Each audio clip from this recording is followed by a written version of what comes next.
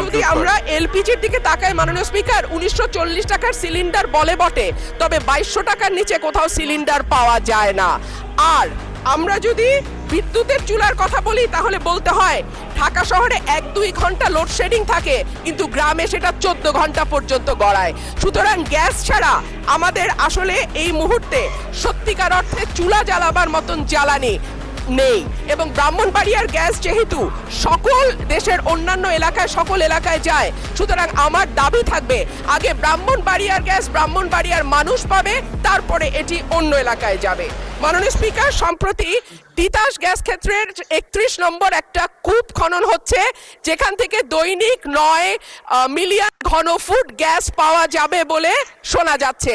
আমি আশা করব এই নতুন যে কূপ 31 নম্বর কূপ যেটা তিতাস গ্যাস ফিল্ডে খোঁড়া হচ্ছে, সেই গ্যাস আগে ব্রাহ্মণবাড়িয়ার মানুষ পাবে, তার